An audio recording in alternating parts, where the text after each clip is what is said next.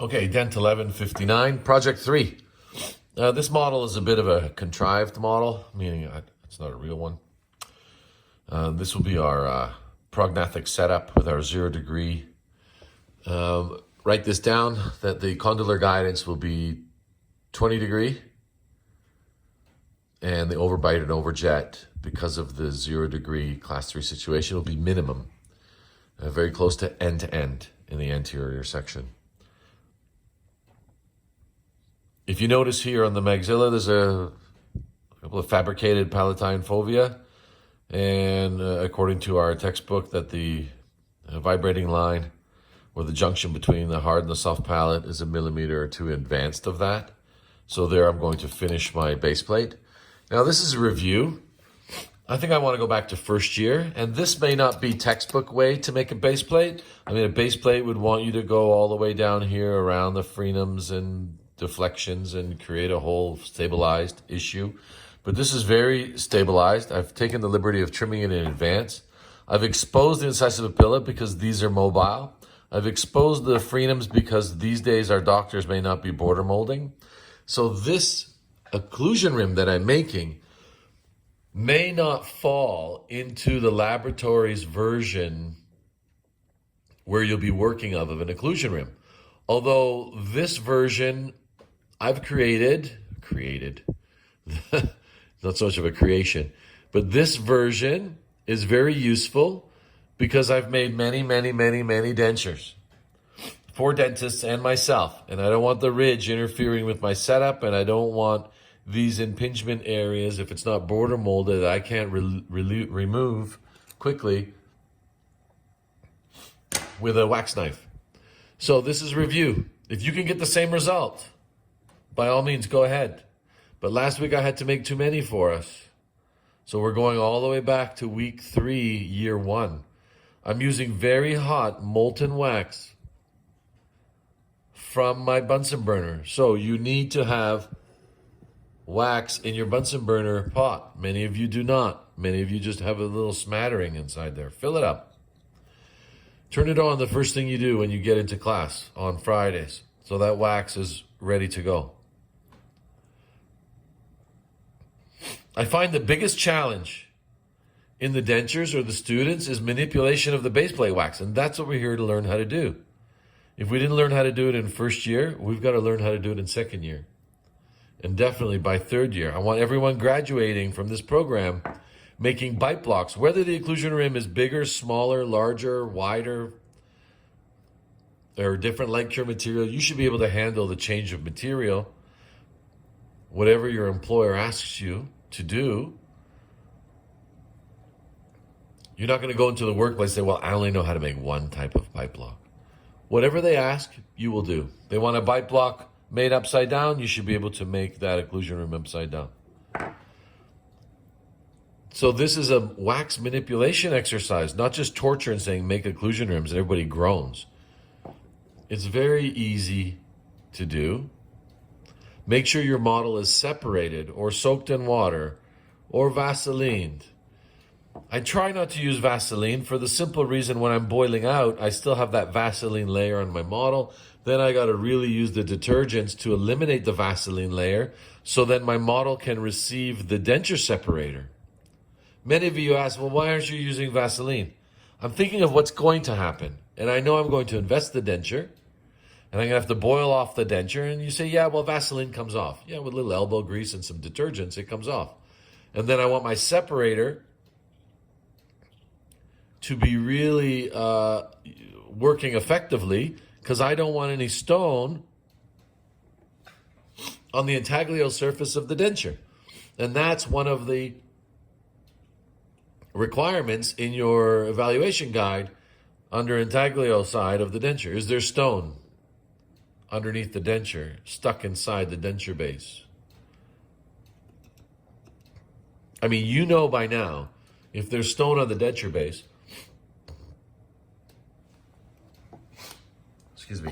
if there's stone on the denture base, that's not going to be fitting in the client's mouth. So if you can get a better result than I'm doing here, then by all means go ahead in a different way. But this occlusion rim must be fitting like a denture. I've tapered the back section here like a full denture, right? So the patient can feel in advance the length, the thickness. Even though the occlusion rim is just a tool, okay? Some of you laboratory owners out there looking at it saying, well, why didn't you go all the way down? I'm thinking of myself, not so much the client. Because I'm going to have to set up teeth here. I don't know what the vertical dimension is. I don't even know if it's a class 3 bite. I don't know anything except that I'm going to make this 22 millimeters as an average vertical dimension of an occlusion rim for the dentist to establish centric relation, midline, canine line, smile line, all those things that I need to order the teeth and a shade effectively. I need all those pieces of information.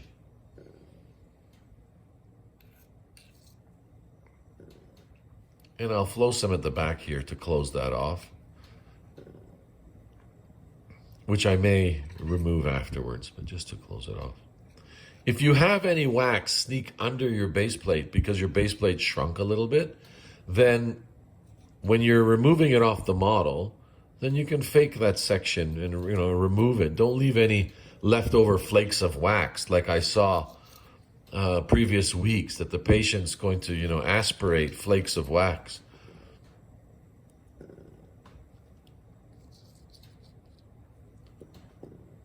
So there we have a healthy layer of base plate wax, a good thickness of base plate wax, flowed all the way to the extensions of my border molded or so-called border molded impression, if it is. Remember, when I'm creating dentures commercially in the marketplace, yes, I'm doing it for the client. Yes, I'm doing it for the client and the patient. That's the dentist and the patient. But really, I'm doing it for myself. I want this to be successful, not as much for the patient, but for myself. Because I am in business to create revenues to support myself and my employees. Sorry, but that is a fact. Once I've flowed wax, you don't have to put any on the palette, but I took the liberty to trim it a bit and take off some of those, that kind of like glycerin layer, if you want to call it, the tacky layer on top, because I didn't use any mono release agent on top of the light cure.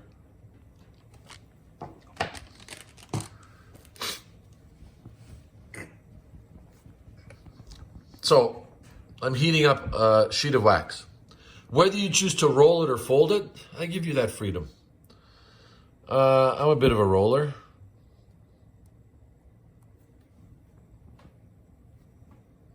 I don't know, maybe that's from high school. Just kidding. But make sure you eliminate the air trapped between. I'm kind of folding and rolling. And I'm rolling at a 10 millimeter width because I know the posterior is about 10 millimeters. So why shape anything differently? I'm making it flat, squeezing the air out, doing a section at a time. No sense heating up the whole sheet and then I can't get to the end by the time I'm rolling. That's already kind of solidified. This is your business to figure out how you're going to do it. I mean, depends what mood I'm in, I guess, how fast I'm going. I'm going to use the whole sheet of wax.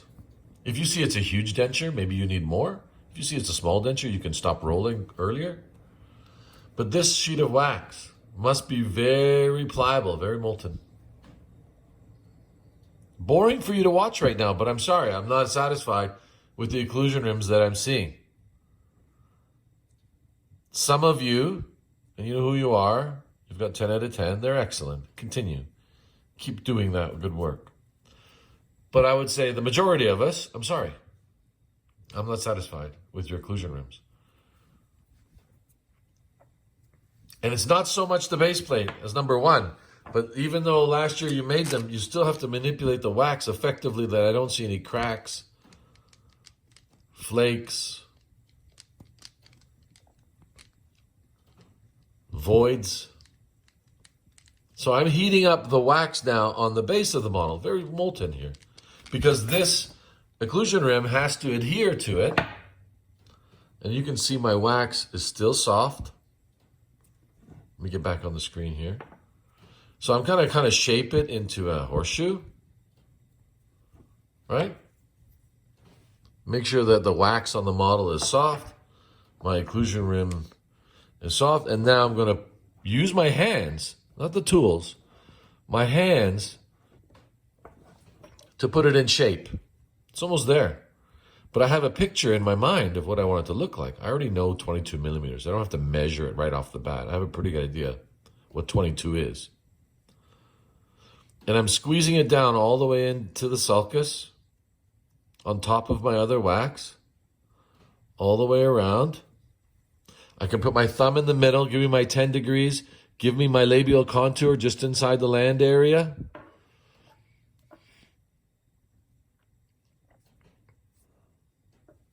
Now, I should have a plaster knife or a denture knife handy.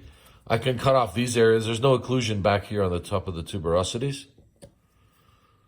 So I can kind of eliminate that wax right off the bat. It's nice and soft, so it's easy to trim. I'm going to get my spatula very hot, and now I'm going to seal the wax that I just put on top, the rolled wax. I'm going to seal it to the wax beneath in the sulcus area, very hot spatula, and sear the two together.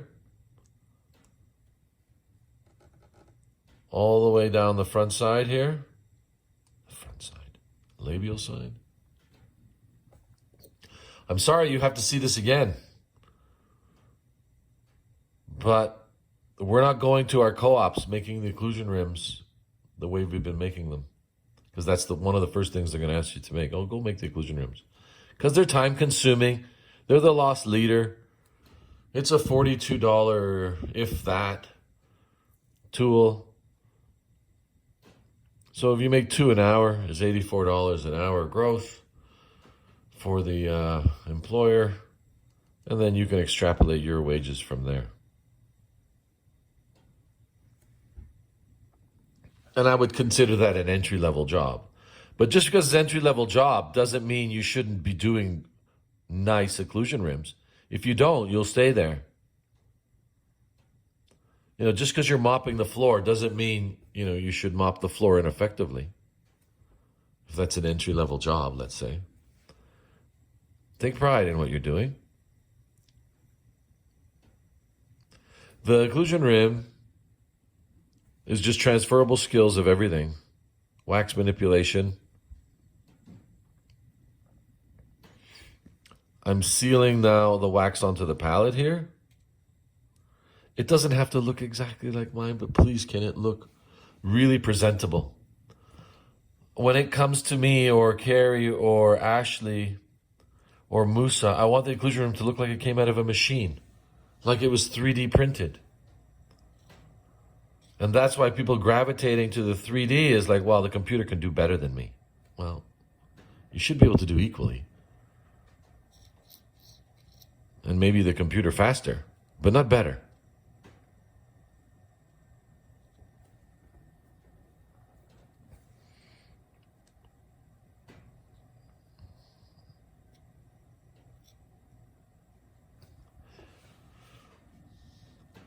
So if we don't have a mental image of what things look like, cast partials, full dentures, occlusion rims, custom trays, in advance, then it's harder for us to get to that finish line quickly. And this is what we're doing at school, is building an image in our mind of the final product. Once we have that image, we should be able to get there quicker. Now, I took my time there. I'm going to seal the little alcohol torch all the way around. Everything is still soft. Nothing is solidified yet. The palatal side. I've shaped nothing with any tools. other than heating up the iron of my number 7 spatula and sealing it down. I'm pretty much used just my hands and my thumbs and my fingers. So I'm getting we know the maxillary shrinks in and down. So I'm getting my 10 degrees back up here for labial lip support contour. For the dentist, I don't want the dentist to add wax. If anything, they can take some off.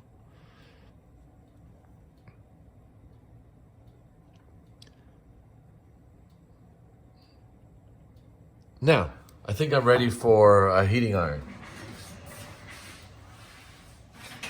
So we have our rim formers from Candelar or Swiss DENT or a knockoff thereof, which looks something like this.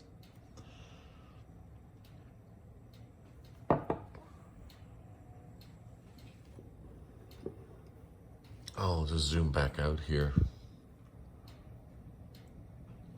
So I'm going to heat this iron up, and then I'll go over top of the wax pot so I can not make a mess on the desk, and I can use that wax over again. It's nice and hot. So, parallel to the base, ridge parallel to the base trimmed, 10 degrees anterior, angle slightly, and rim parallel to the ridge, which is parallel to the base, which is parallel to the horizon. If you want, you can go around the outside.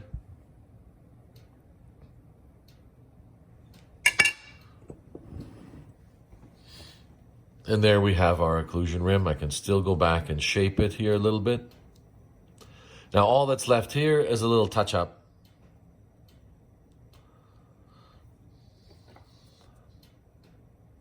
Now while the wax is setting here, before I can go and do a little carving, I can go work on the lower.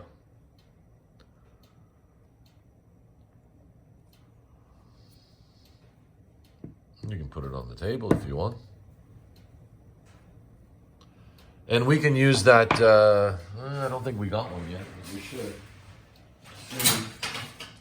Our little Colbeck occlusion rim. You see this is 8 to 10 millimeters here. That fits right over the ridge. It's almost a game. I did it without measuring. And then this is 22 degrees, 22 millimeters up here at the front. I'll probably take it down because I don't know the depth of the sulcus until I take it off.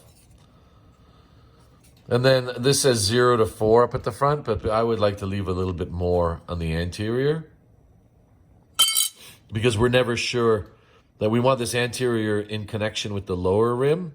And I think 3 to 4 millimeters, I'm sorry, sometimes is not enough to capture class 2 or class 3 or class 1. We don't know the ridge relationships, and we want to capture the lower rim against this occlusal surface. But while that's solidifying, what else I got here? Well, you know what? I have this same idea. This is real. So we'll bring real to the classroom. So this is a class 1 partially edentulous model. I don't know if it's going to be a casting. I don't know if it's going to be an acrylic partial. I don't know if it's going to be an immediate denture. I don't know if it's going to be a flexible denture. But I do know that the doctor has asked for an occlusion rim to verify vertical dimension. So before doing that, and I saw this on our class 3 on Wednesdays, I can kind of hand articulate it, but you can see I have no idea about the posterior section. I'm looking for some wear patterns up at the anterior, and I'll see where that is, and I may mark it or visualize it, and definitely stay below it with the light cure apron in the anterior, which I have, which I think you can see with the light here. Now, the same thing I've done here. It's got to be stabilized. It's fitting on the palate. It's up against the teeth. I've tapered it like an acrylic partial. That took seconds. I tapered the posterior section where I believe the vibrating line to be, or just anterior to it. I've tapered this down. I've shortened it in this area here away from all deflections and frenums. The hamular notches I've been aware of. And then I'm going to do the same thing here. And I'll do this while the wax is setting on the upper.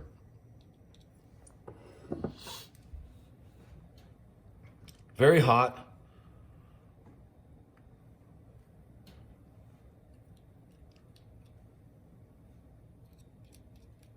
If you notice, I didn't bring the light cure around in front of the facial of the canines. I saw many of you bringing it all the way around, whether it was wax or light cure. Stay behind the guide plane, like a finished denture. You wouldn't put flange up around there. And again, this is review, but I think a much needed review, because when you come to the front, I want these occlusion rims just to be 10 seconds to be marked. I'm thinking of myself again. Check, check, check, check, check. 10. Thank you very much. Very good. Here's the bite. Let's move on. But, you know, as we say these days, everyone's moving forward. Today, we're moving backward before we're moving forward, but for a purpose, to effectively fabricate occlusion rims that are markable in the marketplace, so you in your co-op will be economically viable in your work placement and days afterwards, as well as increasing your skill level, increasing your wax manipulation. I have no idea what the occlusion is going to be, but if you noticed, I trimmed the model, the base of the model, parallel to the ridge, parallel to the occlusion, and I'll make the occlusion rim somewhat here. Forget about 3 millimeters above the retromolar pad or the tuberosity, straight across, and maybe slightly higher. Need some wax.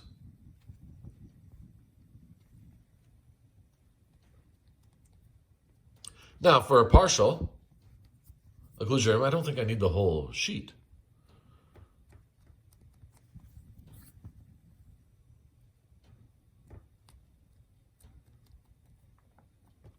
Five minutes for the base plate, including the trimming. 5 minutes to flow some wax. 5-10 minutes to shape the bite block, and another 5-10 minutes to finalize it in its final shape. It's a 30-minute without rushing. Remember, you can see how soft this is here.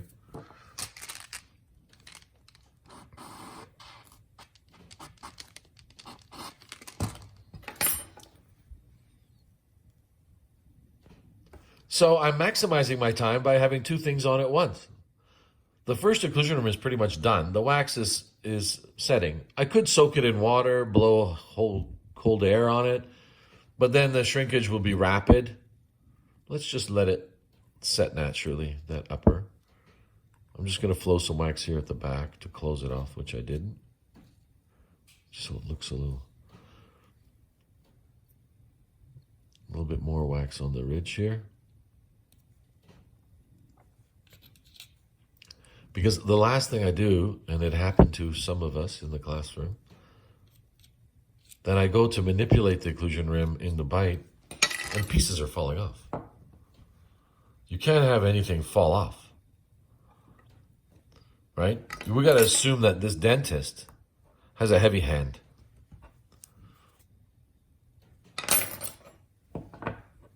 This dentist has a heavy hand.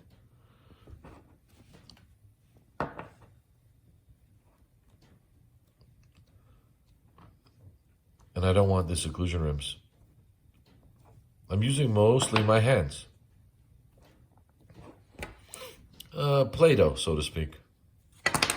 Shaping the occlusion rim to what I think it's going to look like as a finished product. Now, once I have the occlusion rims in place, above the occlusion, please, above the plane of occlusion, I can use my finger as a rim former.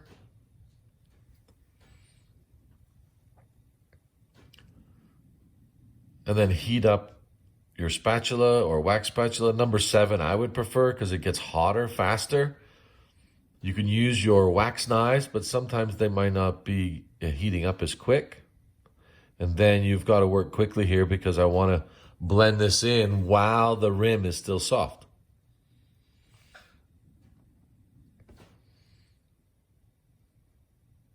I think this is useful because this actually reinforces our occlusion rims from the Wednesday's class, DENT 1150A.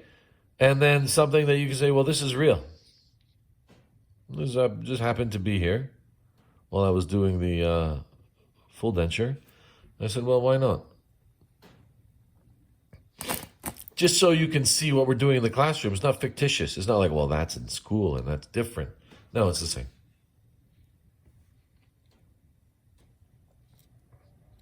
It's the same $42 item that we're going to make in the marketplace as I'm doing right here. See my model making here. There's a little void in the base, but I don't think it's an issue.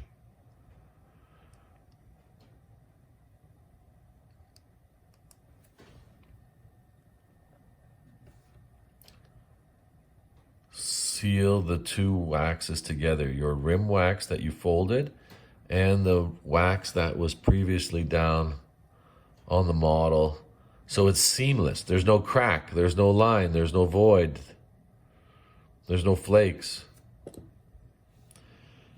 And your job is to figure out how to do it quickly, and before quickly, how to do it properly. Give me one. If you can do it differently and come up with the same result, by all means, go ahead.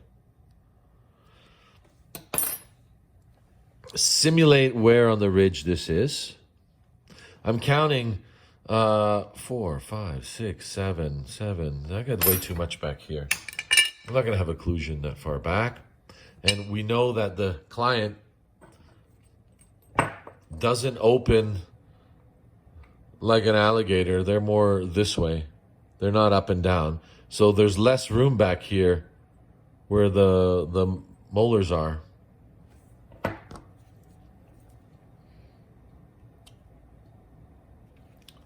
I had molars on that model, so I can see how far back the occlusion is going to go. No sense going beyond it.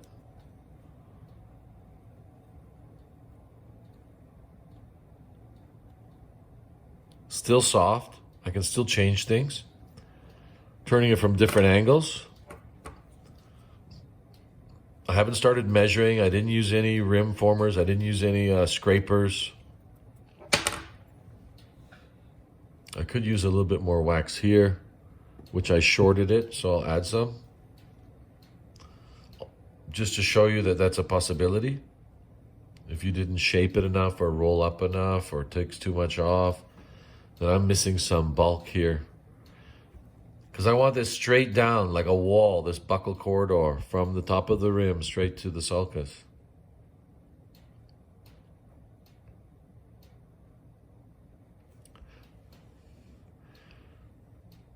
Again, I don't know what the finished product is here. Maybe there's a casting coming. Maybe it's a flexible partial. Maybe it's an immediate full denture or an acrylic partial denture. But one thing is for sure, this occlusion rim needs to take place to establish the vertical dimension so we can do a try-in of whatever we need to. Posterior section, continue with more additions. I'm not sure. Well, I'm looking at the timer here, and we're at 28 minutes. We made 2 occlusion rims. Okay, I had the base plates done, so add another 10 minutes, 5 minutes each. So, even if we go up to an hour. Let's go back to, so this is, let me heat this up again. This is setting, meaning it's solidifying. I'm not going to do any more to it. I'll go around with a knife maybe after. I'll leave that to the side, and I'll create the flat top here instead of the iron on the partial. I got some shrinkage of the upper here, just smoothing off those ridges. Zoom out here a little bit. Now, the first thing I'm going to do here is I'm going to check my measurements, the uniformity of the shape, and then once I'm satisfied, I'll take it off. And you can see now the borders are perfect. There's no voids. A little bit snuck under the back here, so I'll just taper it off. I'm not going to leave it. That was the shrinkage of my light cure, which I wasn't really 100% in getting it down there. But that's fine. I'll just close it off with the wax and take that ridge off. Yeah, it's not the finished product, but I've kind of faked it, almost like a wax post stamp. I'm going to take a knife of my choice.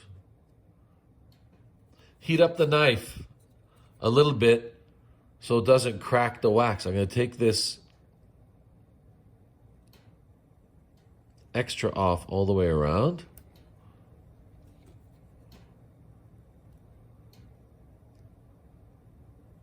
Like that's flown over the land area. Maintain a uniform thickness. Read your evaluation guides. A uniform thickness. Basically, instead of acrylic, my denture base here, flanges, are in wax. It should be exactly like a full denture. It's easier. There's no trimming and polishing. There's no investing.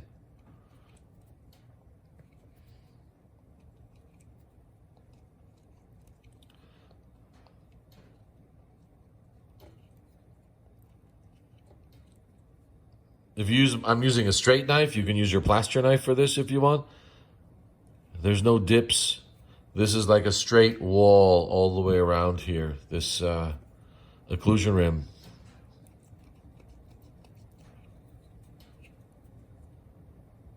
Open the freedoms up slightly. Give some freedom.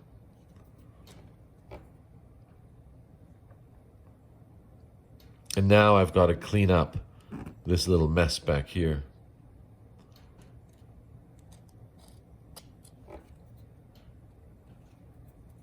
I think I'll have to add just a little bit more. But, let's measure 22.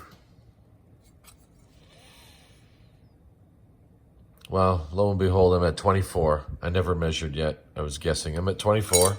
So I can take it down a little bit. And I'm measuring from, let's say, the deepest part, but, roughly around the lateral.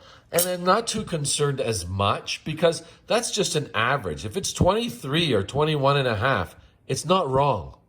Okay, this is just an average vertical dimension. The dentist is going to manipulate the height of it. Maybe they have to add if it's 26. But that doesn't mean you should hand it in at 18. Okay? The whole idea of the exercise is, can you make 22 height of a wax block? Can you do that? And I think once you can do that, and then you're a half a millimeter short in your future in your workplace or a half a millimeter long, that's fine. Are we measuring from what part of the sulcus? There's your half a millimeter if you move up and down the sulcus. But for now, can you give me 22 from, the lateral area?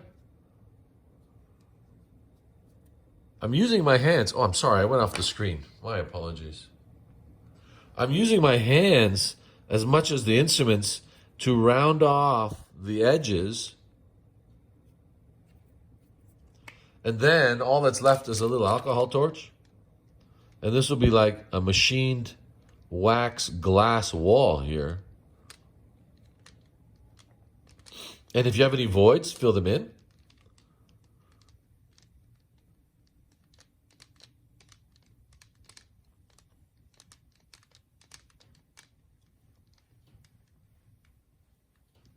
Enjoy the process. Enjoy the destination. Enjoy the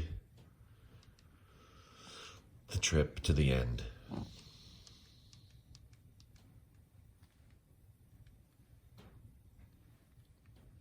Don't rush. But make sure your finished product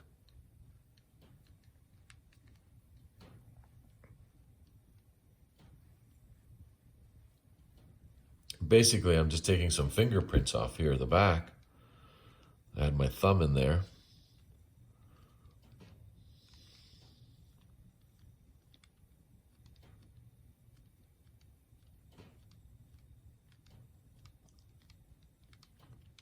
So as you can see, you need alcohol in your alcohol torch. I think it's a good tool. Gently, without rounding the edges. Smoothing the wax. And then if you see, I have a couple of voids here. I can take a hot number 7 iron. Now, is this a functional problem? No. But you know what? This is going to make my laboratory's occlusion rim and yours look different than somebody else's maybe. It shows a complete mastery of the base plate wax, which I think, someone judging that subconsciously will say, well, that could be carried through all their work. That level of care and detail. There we go. Just blend it in where I added. Go around the sides. Oh, yeah, there's a lot of retention on this fake model here. Let me repair now. But you see I have a little bit of void at the back here, at the tuberosity. Keep my number 7 iron hot. Blend it back in here.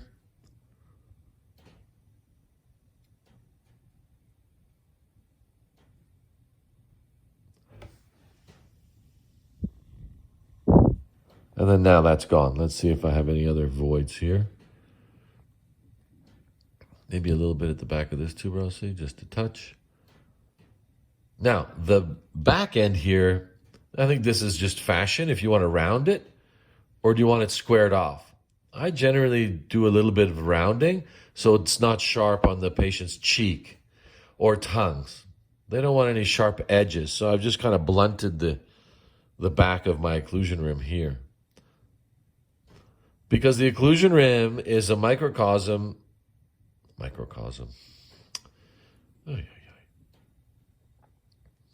It's a micro product of the finished product, meaning it's getting into the psyche of the client. They're feeling comfortable during the procedures, then they are going to accept the final product a little bit easier and adjustments thereof. So it's setting the client up psychodynamically for treatment. If this occlusion rim becomes cumbersome, meaning, oh, we got to trim the edges, we got to round this off, we got to smooth this, we got to do that. The patient wants to talk to me about how their old one felt. I mean, then we're wasting time. We're also setting the client up for a lot of, let's say, suspicion to what the ending is going to be like.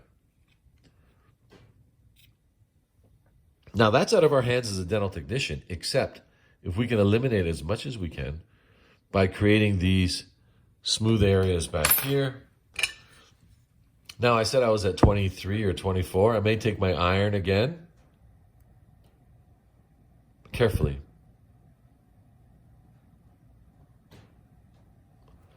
And I'm off screen here, so I'll bring it down. Reduce again. Slowly so it doesn't drip all over what I've already done. Parallel. Which I think you can see the patient's first quadrant is a little bit longer. So I'm going to go back in here with my iron and heat up the first quadrant a little bit more to parallel with the second.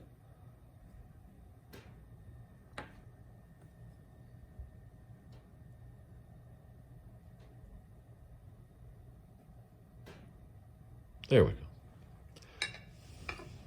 Sharp edges all the way around.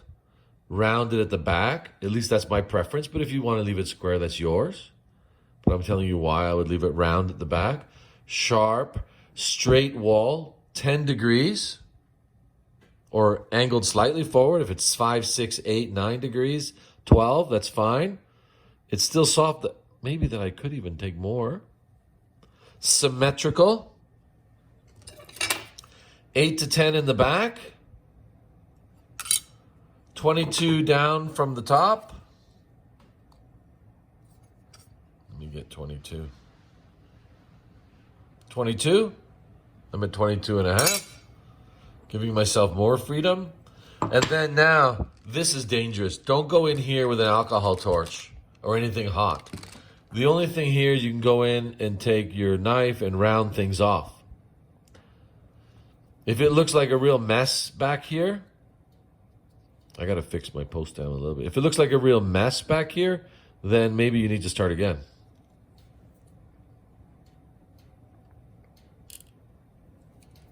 There we go. Smooth palate, no bubbles, no drops, no balls of wax. The patient's tongue is in here. Let me smooth mine off a bit. Blend it in. Oh, yeah. If you want to use paper towel, tissue, or soap and water, or something at the end, you know, you can buff this up.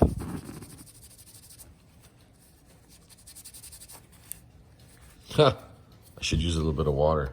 Dum-dum.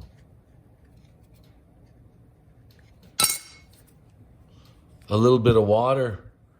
Your fingers. Wet tissue.